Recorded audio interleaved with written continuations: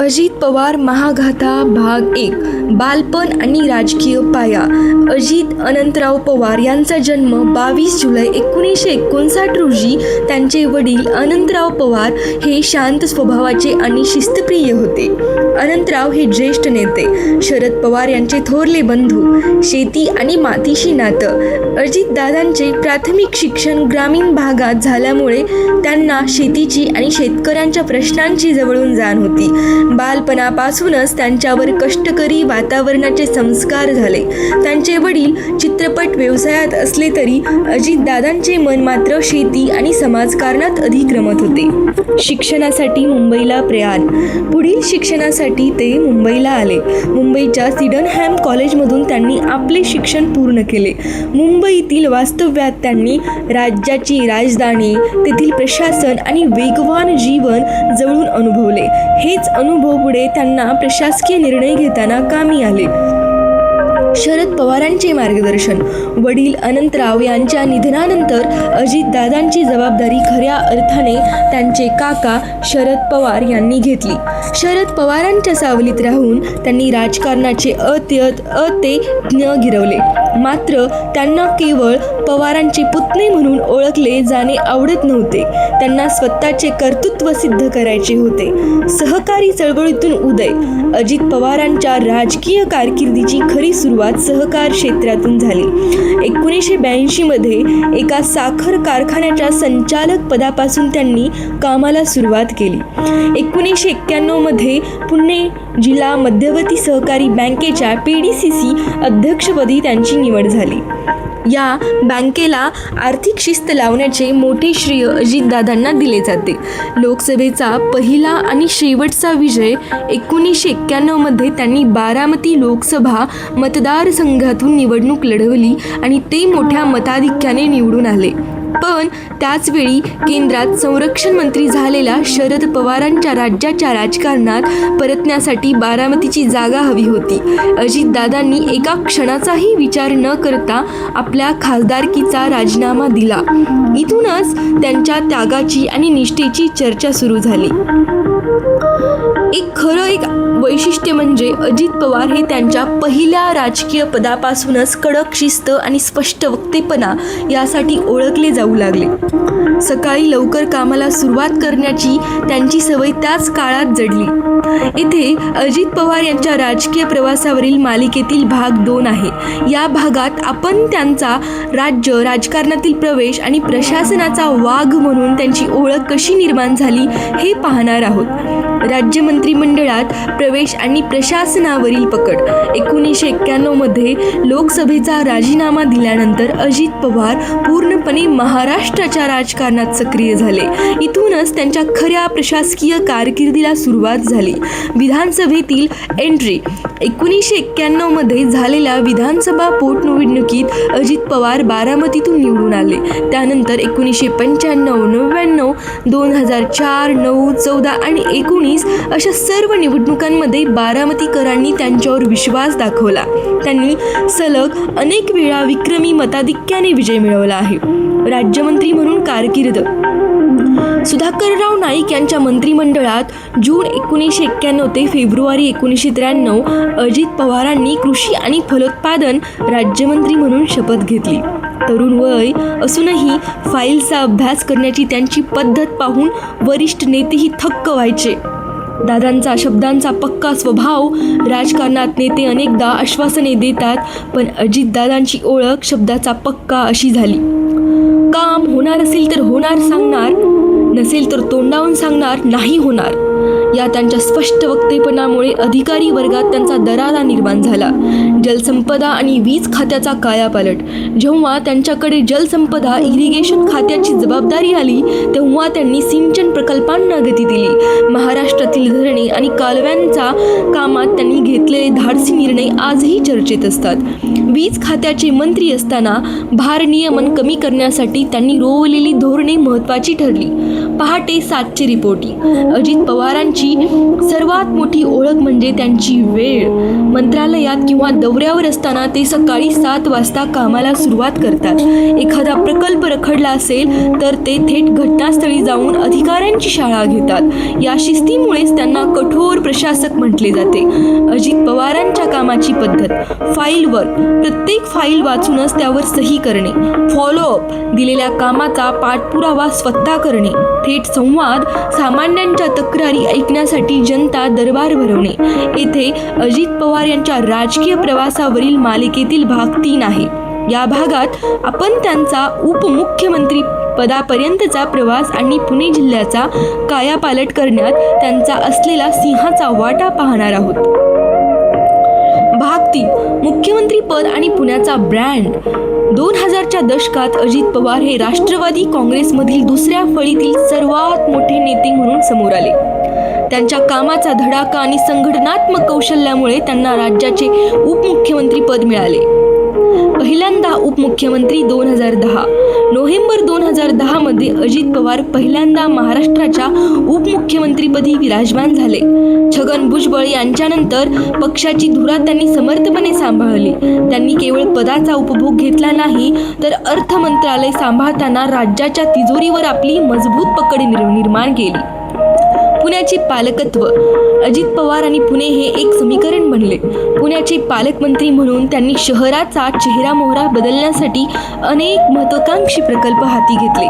Pune metro प्रकल्पाला गती देण्यासाठी त्यांनी केंद्राशी आणि स्थानिक प्रशासनाशी सातत्याने पाठपुरावा केला.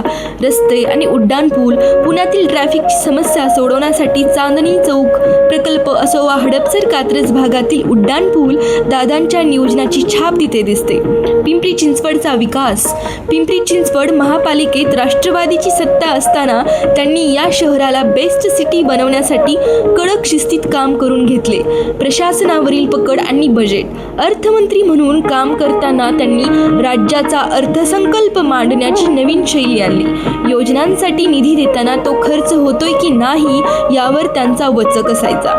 काम करा, निधीची कमतरता पडू देणार नाही, हे त्यांची ब्रीदवाक्य होते. बारामती मॉडेल.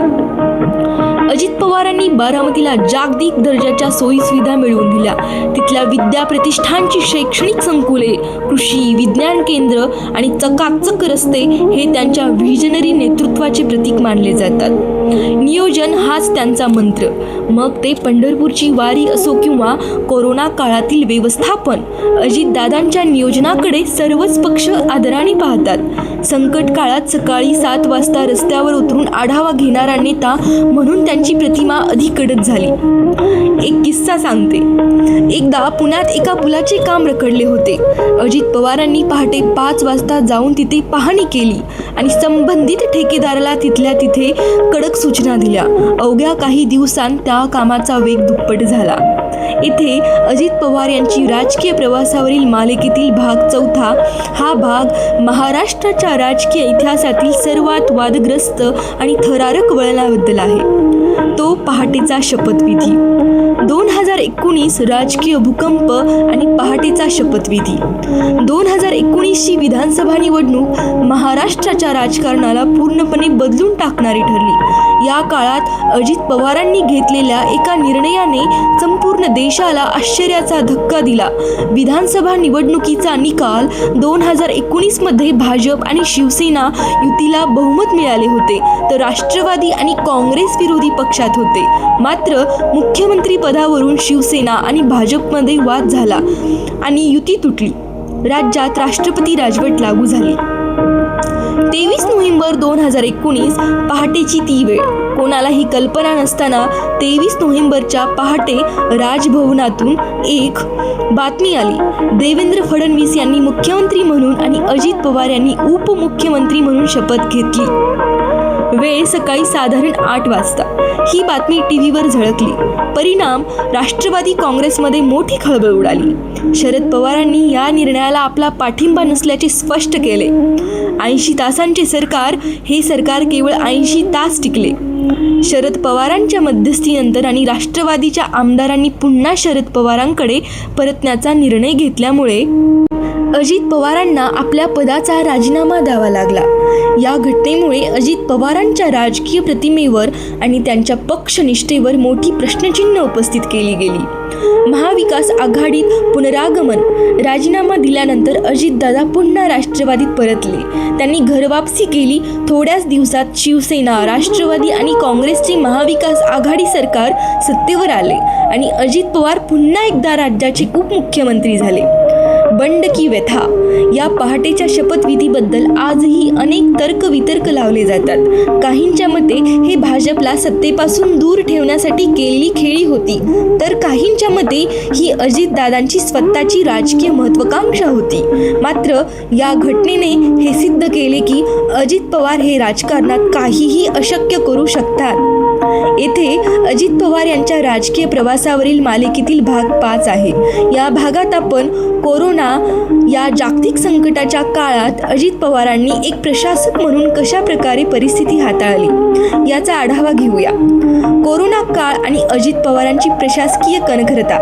2020 मध्ये जेव्हा कोरोनाने महाराष्ट्रात पाय पसरले तेव्हा राज्याचे उपमुख्यमंत्री आणि पुण्याचे पालकमंत्री म्हणून अजित पवारांसमोर मोठे आव्हान होते. पहाटेपासून मैदानात. लॉकडाऊनच्या काळातही अजित पवारांची सकाळी 7 वाजताची वेळ बदलली नाही, तर ते दर शुक्रवारी किंवा शनिवारी पुण्याच्या काउन्सिल हॉलमध्ये आढावा बैठक घेत असत. अधिकाऱ्यांसोबत तासनतास चर्चा करून ते बेडची उपलब्धता, ऑक्सिजन पुरवठा आणि लसीकरणाचा वेग यावर बारीक लक्ष ठेवून होते. जम्बो कोविड सेंटरची उभारणी. पुण्यातील वाढती रुग्णसंख्या लक्षात घेता शिवाजीनगर आणि पिंपरी चिंचवड येथे विक्रमी वेळेत जम्बो कोविड सेंटर्स उभारण्यात त्यांचा मोठा वाटा होता. निधीची कमतरता भासू नये म्हणून त्यांनी अर्थमंत्री या नात्याने तातडीची तरतूद केली. मास्क आणि शिस्तीचा आग्रह. अजित पवार स्वतः शिस्तप्रिय असल्याने त्यांनी सार्वजनिक ठिकाणी मास्क वापरण्याबाबत कडक भूमिका घेतली होती.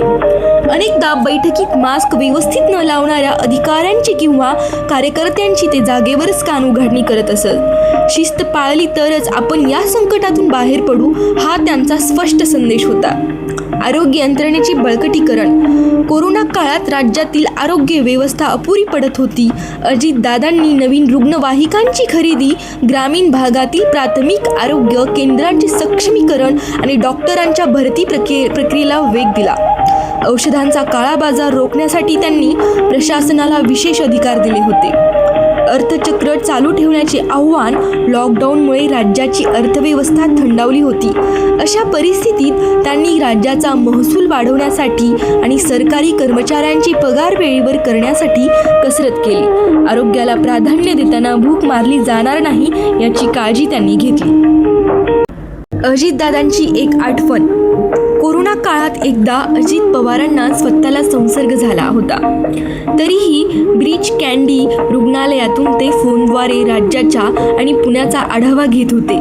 डिस्चार्ज मिळाल्यानंतर अवघ्या काही दिवसातच ते पुन्हा कामावर रुजू झाले. भाग 6 मध्ये आपण 2023ची राष्ट्रवादीतील फूट आणि अजित पवारांची महायुती सरकारमधील पुनरागमन या महत्त्वाच्या टप्प्यावर माहिती घेऊया. येथे अजित पवार यांच्या राजकीय प्रवासावरील मालिकेतील भाग 6. हा भाग त्यांच्या राजकीय कारकिर्दीतील सर्वात मोठ्या आणि निर्णायक बंडाबद्दल आहे. 2023ची राष्ट्रवादीतील फूट. भाग 6. 2023चे बंड आणि महायुती सरकारमधील पुनरागमन. 2019च्या पहाटेच्या शपथविधीनंतर अजित पवार पुन्हा पक्षात परतले होते, पण पक्षात अंतर्गत धुसफूस सुरूच होती. 2 जुलै 2023 रोजी महाराष्ट्राने पुन्हा एकदा एका मोठ्या राजकीय भूकंपाचा अनुभव घेतला. पक्षात उभी फूट. अजित पवार यांनी राष्ट्रवादी काँग्रेसमधील जवळपास 40 आमदारांच्या पाठिंब्यासह एक मोठा निर्णय घेतला. त्यांनी आपल्या काकांचा म्हणजे शरद पवारांचा मार्ग सोडून थेट सत्ताधारी महायुती भाजप आणि एकनाथ शिंदे यांची शिवसेनामध्ये सामील होण्याचा निर्णय घेतला. 5व्यांदा उपमुख्यमंत्री पदाची शपथ. त्याच दिवशी दुपारी राजभवनात अजित पवार यांनी 5व्यांदा महाराष्ट्राच्या उपमुख्यमंत्री पदाची शपथ घेतली. त्यांच्यासोबत छगन भुजबळ, दिलीप वळसे पाटील, हसन मुश्रीफ यांसारख्या दिग्गज नेत्यांनीही मंत्रिपदाची शपथ घेतली. या घटनेने राष्ट्रवादी काँग्रेसमध्ये उभी फूट पडल्याचे अधिकृतरित्या स्पष्ट झाले. पक्षाचे नाव आणि चिन्ह या फुटीनंतर खरी राष्ट्रवादी कोणाची हा प्रश्न निर्माण झाला. कायदेशीर लढाईनंतर निवडणूक आयोगाने राष्ट्रवादी काँग्रेस पक्ष हे नाव आणि घड्याळ हे चिन्ह अजित पवार यांच्या गटाला बहाल केले. यामुळे अजितदादा हे पक्षाचे राष्ट्रीय अध्यक्ष बनले. लाडकी बहीण आणि अर्थ मंत्रालय महायुती सरकारमध्ये सामील झाल्यावर अजित पवारांना पुन्हा एकदा अर्थ आणि नियोजन मंत्रालय मिळाले. त्यांच्या कार्यकाळात मुख्यमंत्री माझी लाडकी बहीण यांसारख्या अत्यंत महत्त्वाच्या आणि मोठ्या योजनांना मंजुरी मिळाली. राज्याची आर्थिक घडी बसवताना त्यांनी या योजनांसाठी कोट्यवधींचा निधी उपलब्ध करून दिला. काका विरुद्ध पुतण्या संघर्ष या निर्णयामुळे पवार कुटुंबात आणि बारामतीतही मोठे बदल झाले. 2024च्या लोकसभा निवडणुकीत बारामतीत पहिल्यांदाच पवार विरुद्ध पवार, सुप्रिया सुळे विरुद्ध सुनेत्रा पवार असा सामना रंगला. राजकारणाने कुटुंबात निर्माण केलेली ही दरी महाराष्ट्रासाठी चर्चेचा विषय ठरली. भाग 7 मध्ये आपण अजित पवारांची विकासाची दृष्टी, पुणे, बारामती आणि पिंपरी चिंचवडचे मॉडेल यावर सविस्तर माहिती घेऊया. येथे अजित पवार यांच्या राजकीय प्रवासावरील मालिकेतील भाग 7 या भागात आपण अजितदादांची डेव्हलपमेंट व्हिजन आणि त्यांनी पुणे, बारामती व पिंपरी चिंचवड शहरांचा केलेला कायापालट पाहणार आहोत. विकासाची दृष्टी, बारामती आणि पुण्याचे मॅजिक. अजित पवार यांची ओळख केवळ एक राजकारणी म्हणून नाही तर एक विकास पुरुष म्हणून अधिक आहे. बोलण्यापेक्षा कृतीवर भर हे त्यांच्या कामाचे सूत्र राहिले आहे. बारामती जागतिक दर्जाचे मॉडेल. आज बारामतीकडे देशातील एक प्रगत शहर म्हणून पाहिले जाते. त्याचे पूर्ण श्रेय अजितदादांच्या नियोजनाला जाते. शैक्षणिक हब, विद्याप्रतिष्ठानच्या माध्यमातून त्यांनी बारामतीला शिक्षणाचे केंद्र बनवले. कृषी तंत्रज्ञान, कृषी विज्ञान केंद्राच्या माध्यमातून शेतकऱ्यांना आधुनिक तंत्रज्ञान उपलब्ध करून दिले. पायाभूत सुविधा, बारामतीतील रस्ते, 24 तास वीज आणि पाणी पुरवठा यामुळे अनेक मोठ्या कंपन्या तिथे आकर्षित झाल्या. पिंपरी चिंचवड आशियातील सर्वात श्रीमंत महापालिका. पिंपरी चिंचवडच्या विकासात अजित पवारांचा सिंहाचा वाटा. राष्ट्रवादीची सत्ता असताना त्यांनी या शहराला एक शिस्तबद्ध रूप दिले. BRTS प्रकल्प. शहरात गतिमान वाहतुकीसाठी त्यांनी BRT मार्ग विकसित केले. कचरा व्यवस्थापन, कचऱ्यापासून वीज निर्मिती आणि सांडपाणी प्रक्रिया प्रकल्पांमध्ये या शहराचे दादांच्या मार्गदर्शनाखाली आघाडी घेतली. पुणे मेट्रो आणि रिंग रोड. पुण्याच्या ट्रॅफिकची समस्या सोडवण्यासाठी अजितदादांनी अनेक धाडसी निर्णय घेतले. मेट्रोला गती, केंद्रातील आणि राज्यातील तांत्रिक अडचणी दूर करून पुणे मेट्रोचे काम विक्रमी वेळेत सुरू करण्यात त्यांचा मोठा वाटा आहे. Pune ring road. वाढत्या पुण्यासाठी रिंग रोड ही काळाची गरज आहे हे ओळखून त्यांनी या प्रकल्पासाठी निधीची तरतूद केली. चांदणी चौक प्रकल्प. पुण्यातील सर्वात मोठ्या ट्रॅफिक जंक्शनपैकी एक असलेल्या चांदणी चौकातील जुना पूल पाडून तिथे भव्य उड्डाणपूल बांधण्यासाठी अजित पवारांनी विशेष लक्ष दिले. त्यांनी स्वतः पहाटेच्या वेळी या प्रकल्पाच्या कामाची अनेकदा पाहणी केली होती. उद्योगांना प्रोत्साहन. पुणे आणि चाकण पट्ट्यातील MIDC क्षेत्रातील पायाभूत सुविधा सुधारण्यासाठी त्यांनी वेळोवेळी बैठका घेतल्या. यामुळे विदेशी कंपन्यांनी महाराष्ट्रात आणि विशेषतः पुणे जिल्ह्यात गुंतवणूक करणे सुरू ठेवले. भाग 8 मध्ये आपण अजित पवारांचा कार्यकर्त्यांवरील प्रभाव आणि त्यांच्या संघटनात्मक कौशल्याबद्दल माहिती घेऊया. येथे अजित पवार यांच्या राजकीय प्रवासावरील मालिकेतील भाग 8. अजितदादांचे संघटनात्मक कौशल्य आणि कार्यकर्त्यांशी असलेले त्यांचे नाते कसे आहे हे पाहणार आहोत. कार्यकर्त्यांचा दादा आणि संघटन कौशल्य. अजित पवार यांच्या राजकीय यशाचे एक मोठे गुपित म्हणजे त्यांची पक्षाच्या शेवटच्या कार्यकर्त्यांपर्यंत असलेली पकड. केवळ आदेश देणारा नेता नाही तर कार्यकर्त्यांच्या पाठीशी खंबीरपणे उभा राहणारा मोठा भाऊ म्हणून त्यांची प्रतिमा आहे. कार्यकर्त्यांचे जाळे आणि थेट संपर्क. अजितदादांकडे कार्यकर्त्यांची एक मोठी फळी आहे. त्यांना आपल्या मतदारसंघातील आणि राज्यातील हजारो कार्यकर्त्यांची नावे तोंडपाठ आहेत. एखादा साधा कार्यकर्ता भेटायला आला तरी त्याला त्याच्या नावाने हाक मारतात, ज्यामुळे कार्यकर्त्याला आपुलकी वाटते. समस्या निवारण्यासाठी जनता दरबार मंत्रालयात असो वा बारामतीत अजित पवार नियमितपणे जनता दरबार भरवतात. तिथे ते कोणत्याही मध्यस्थाशिवाय थेट लोकांच्या आणि कार्यकर्त्यांच्या तक्रारी ऐकतात. त्यांचे वैशिष्ट्य म्हणजे ते तक्रारीचे निवारण करण्यासाठी तिथे संबंधित अधिकाऱ्याला फोन लावतात, ज्यामुळे कार्यकर्त्याचे काम त्वरित मार्गी लागते. स्पष्ट वक्तेपणा आणि विश्वासार्हता. कार्यकर्त्यांना दादांचा स्वभाव माहीत आहे. जर काम नियमात बसत असेल तर ते होईल म्हणतात, जर काम नियमाबाह्य असेल तर ते स्पष्टपणे नाही सांगतात. त्यांच्या या स्पष्ट वक्तेपणामुळे कार्यकर्त्यांची त्यांच्यावरील विश्वासार्हता अधिक वाढली आहे. संकट काळात गंभीर पाठिंबा. जेव्हा एखादा कार्यकर्ता अडचणीत असतो किंवा त्याच्यावर अन्याय होतो, अजित पवार त्याच्या मागे पहाडासारखे उभे राहतात. कार्यकर्त्यांच्या सुखदुःखात लग्नापासून ते निधनापर्यंत ते स्वतः हजेरी लावण्याचा प्रयत्न करतात. यामुळेच दादांसाठी काहीही म्हणणारा एक मोठा वर्ग तयार झाला आहे. शिस्त आणि कामाची पद्धत. पक्षाच्या बांधणीत त्यांनी नेहमी शिस्तीला महत्त्व दिले. वेळेत या आणि कामाचा निकाल द्या हा त्यांचा मंत्र आहे. केवळ घोषणाबाजी न करता ठोस काम करणाऱ्या कार्यकर्त्याला ते पक्षात लवकर संधी देतात. कार्यकर्त्यांमधील लोकप्रिय वाक्य आमच्या दादांचा शब्द म्हणजे काळ्या दगडावरची रेघ ही भावना त्यांच्या संघटनात्मक शक्तीची प्रचिती देते. भाग 9 मध्ये आपण अजित पवारांची पचन संस्था आणि आहार सवयी, त्यांच्या फिटनेसचे रहस्य यावर माहिती घेऊया. संवाद साधताना अजित पवार यांची फटकेबाजी पाहू शकता, ज्यातून त्यांची कार्यकर्त्यांशी जोडलेली नाळ स्पष्ट होते.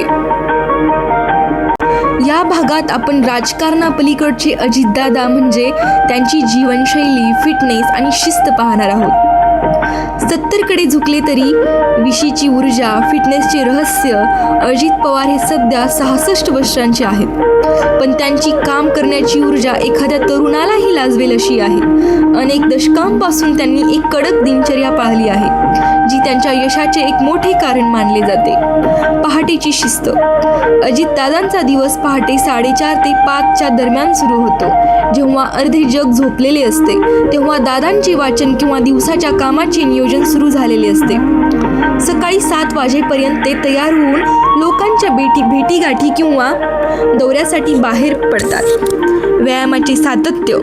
त्यांच्या कामाच्या व्यापामुळे जिममध्ये जाणे नेहमी शक्य नसते, पण ते चालण्याला सर्वाधिक प्राधान्य देतात. दौऱ्यावर असतानाही ते सकाळी लवकर उठून 30 ते 40 मिनिटे वेगाने चालतात. यामुळे वयाच्या या टप्प्यावरही ते शारीरिकदृष्ट्या अत्यंत सक्रिय आहेत. मोजका आणि घरगुती आहार. अजित पवारांच्या फिटनेसचे मोठे श्रेय त्यांच्या खाण्यापिण्याच्या सवयींना जाते. घरचे जेवण.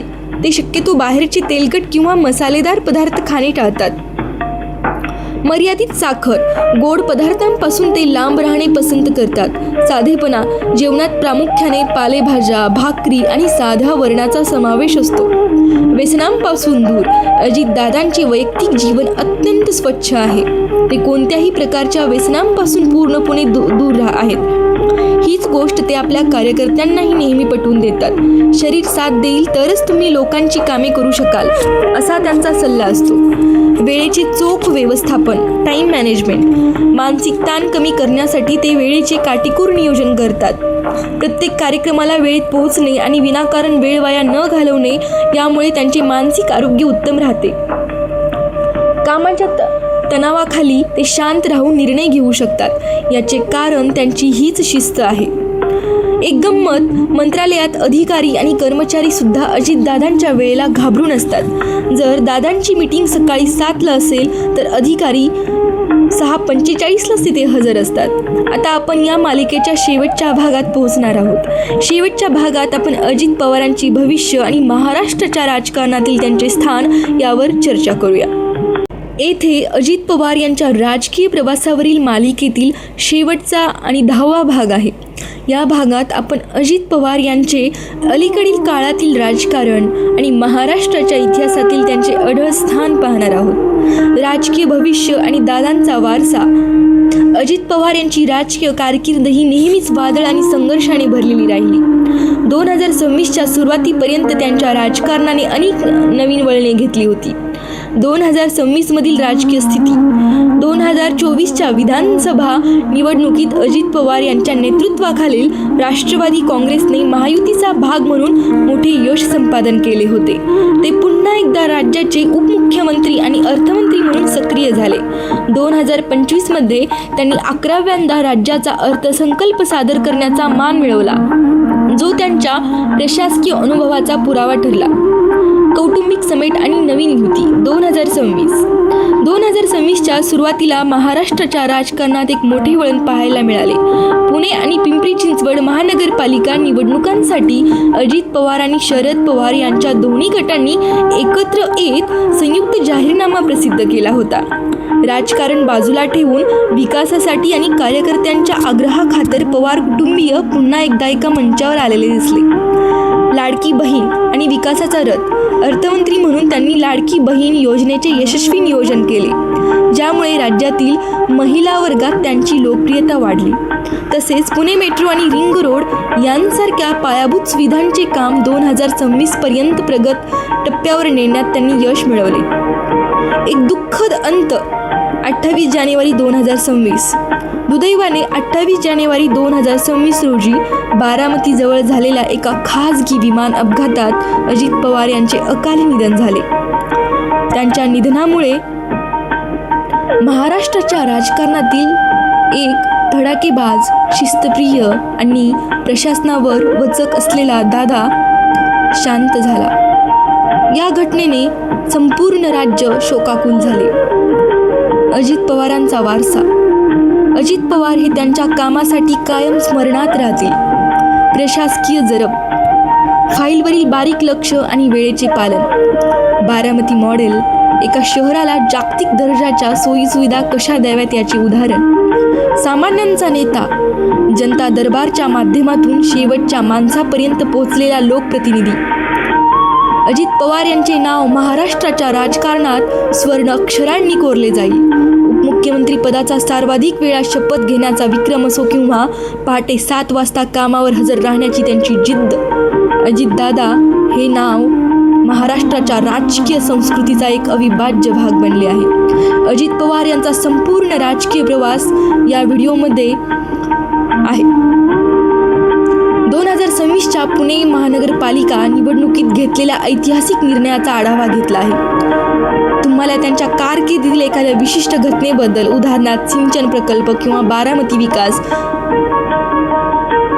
याच्याबद्दल माहिती या व्हिडिओमध्ये भेटलेली आहे. अजित पवार हे असे नेते होते जे पुन्हा घडणे नाही.